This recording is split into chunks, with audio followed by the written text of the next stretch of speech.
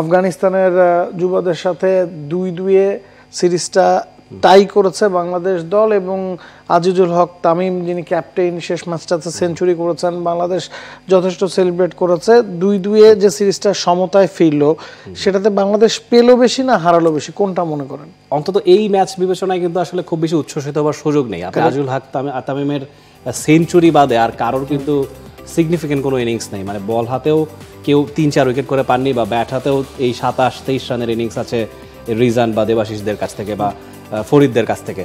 তো সেই জায়গায় 8টা উইকেট বাংলাদেশ খুইয়েছে 209 রান চেস করতে গিয়ে। তো এটা অবশ্যই খানিকটা ওয়েক আপ কল থাকবে। মানে এই টিমটা কিন্তু প্রতিভাবান প্লেয়ারদের একটা কম্বিনেশনে গড়া, মানে নো ডাউট যে তারা ট্যালেন্টেড। এই দলটাকে নিয়ে আমরা স্বপ্ন দেখছি যে এই দলটা বিশ্বকাপে খুব ভালো করবে।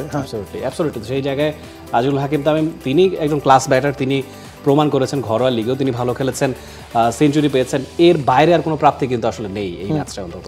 জাওয়াদ আবরারকে নিয়ে অনেক কথা হয়, তার পারফরমেন্সটা কি এই পুরো সিরিজ জুড়ে একটু হতাশার ছিল কিনা, এবং আরেকটা বিষয় হচ্ছে আফগানিস্তানের সাথে যখন আপনি ঘরের মাঠে খেলবেন তখন 2টা ম্যাচ হেরে সিরিজে পিছিয়ে পড়া এবং প্রথম ম্যাচ জেতার পর ব্যাক টু ব্যাক 2 ম্যাচ হেরে যাওয়া, কনসিস্টেন্সির কিছুটা অভাব থাকে। আমরা দেখেছি আফগানিস্তান কিন্তু প্রতি ম্যাচে রান করছে, শেষ ম্যাচটাতে গিয়ে তারা 208 রান করেছে, এছাড়া 260-70 রান তারা রেগুলার করেছে। বাংলাদেশ 265 রানের জবাবে 231 করেছিল, ডিএল মেথডে ম্যাচটা যে পরের ম্যাচে বাংলাদেশ আবার 270-এর কাছাকাছি একটা টার্গেট তারা করতে নেমে 200 করতে পারেনি। তো সব মিলিয়ে ব্যাটিং কলাপস ছিল। এগুলো কি আসলে মানে একটু চিন্তার কারণ কিনা? অ্যাবসলিউটলি চিন্তার কারণ। আফগানিস্তানের এই টিমটার এগেইনস্টে ঘরের মাটিতে আপনি খেলবেন, যেখানে 208 রান আফগানিস্তান করতে পেরেছিল। তাদের ব্যাটিং কার্ড কিন্তু আপনার কাছে বরং স্যাটিসফ্যাক্টরি মনে হবে। যে 68 রান ওসমান সাদ করেছেন, 40 রান করেছেন মাহবুব খান, উজাইরুল্লাহ নিয়াজাই 32 রান করেছেন, 2টা উইকেট পেয়েছিলেন সামিউন বশির 33 রান দিয়ে, শাহরিয়ার আমিন 1টা উইকেট পেয়েছিলেন, সাদ ইসলাম 1টা উইকেট পেয়েছিলেন। অন্যদিকে বাংলাদেশের ব্যাটিং কার্ডে 100 রান করেছেন আজিজুল হাকিম তামিম, সেঞ্চুরি করেই তিনি আউট হয়েছেন।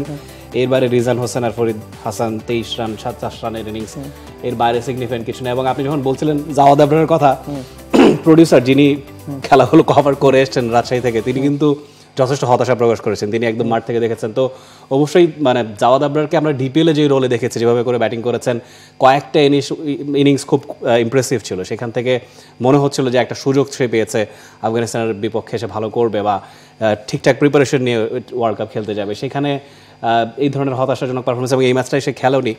তো মনে হচ্ছে যে ওভারঅল একটুখানি মানে ফাইন টিউন করাটা প্রপারলি হলো না, বরং এই নাজেহাল চিত্রটাই আসলে বেশি বোঝা গেল। এবং এখান থেকে শেখারও আসলে অনেক কিছু আছে, কারণ 2-2 ব্যবধানে আপনি যখন ঘরের মাঠে আফগানিস্তানের সাথে সিরিজটা ড্র করবেন, খুব বেশি উচ্ছ্বসিত হওয়ার কারণ নাই। তবে সামনে অনেক সময় এই দলটার কাজ এখান থেকে শেখা এবং সেটা বড় মঞ্চে, বিশ্ব মঞ্চে গিয়ে আসলে ডেলিভার করে। For more updates, subscribe to our YouTube channel and click on the bell icon. Follow us on Facebook and Instagram. Download T-Sports app to enjoy exciting games and highlights. Visit tsports.com.